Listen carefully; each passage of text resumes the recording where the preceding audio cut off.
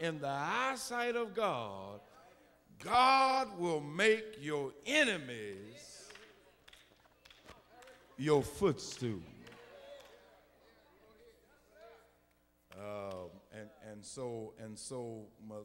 Say it again, Masibla? Yeah, that's good. I'm glad you got it. Is the result, I'm going to do that all night long. He is the result of God's favor on his father's life. I should have dealt with this, could have dealt with this for 5 nights, but the Lord didn't lay it on my heart that way. I'll share this portion of it with you.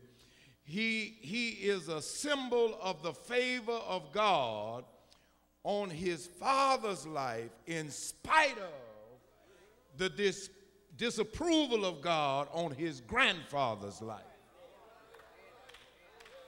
Now let me walk down through here, and I ain't got long to do it. We're going to eat something tonight. Listen.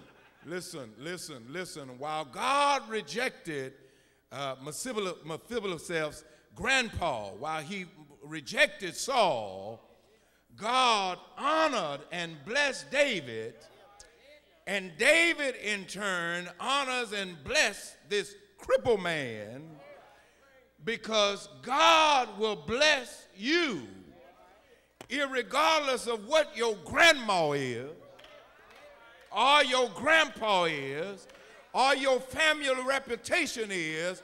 If you just love everybody and spend your time treating everybody right. I wish I had a witness. God will bless you if your family. Listen.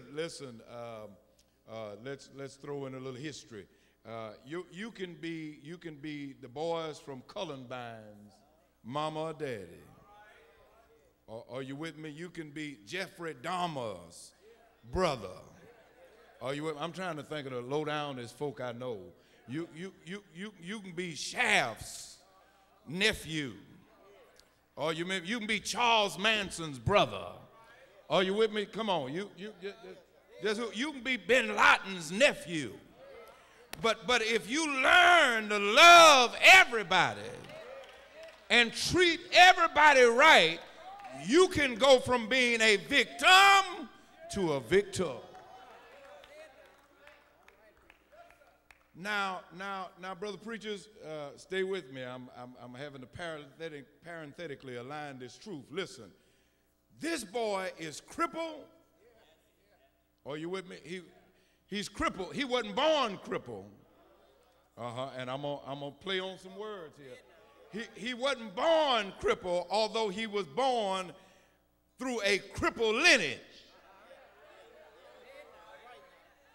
Are you thinking with me? He was born walking, but his grandpa was so crooked that the sins of his grandpa, I'm dealing with generational curses here. Are you with me? Ain't got time to lay it out. But his grandpa's sins caused him to be handicapped and hurt because he created situations for his family that caused them to stumble in spite of their loving heart. I wish I had time to deal with this. I wish I had time to deal with it. But listen. There can be a curse on your family. And there are some curses. I can't stay here long. I'm going on. There are some curses that exist in some of our families, and I better not go there and talk about, because my daughter could be the sign of one now.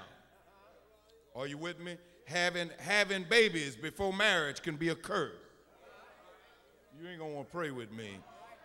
Alcohol addictions in your family or my family can be a curse. Homosexuality in your family or my family can be a curse. Are you with me? Wife beaters and abusers. Are you with me? He just like his daddy, child. His daddy used to whoop his mama. He in jail for whooping it. It can be a curse. Are you with me? Obesity can be y'all don't quit praying with me, can be a curse. Are you with me? There can be some curses that are over your family, but if you learn to honor God, if you learn to love others in spite of the shame of your heritage, you can still find favor in the eyesight of God and be blessed anyhow. Y'all don't pull out the red pen. I know that's not good English anyway. Are you with me? Put your pen up. I did go to school a few days. You can be blessed anyhow. So when David calls for Mephibosheth to come, are you with me? When he calls for Mephibosheth to come, David doesn't know whether Saul has any grandchildren left. And I got to share this with you. This is just good for the Bible lesson. It'll make the climax greater if you understand this. What you've got to understand is whenever a new king took charge of the throne, it was his divine royal prerogative to kill off all of the other king's family. Are you with me? Kind of like HISD, Sister Harvey. Don't y'all get mad at this man from coming from wherever he's from. Yeah, he laid my wife off June 30th, her last day on her job. He comes from another place. They got a new superintendent. And he comes and he kills everybody. He lays everybody off that's been there. He's the new king.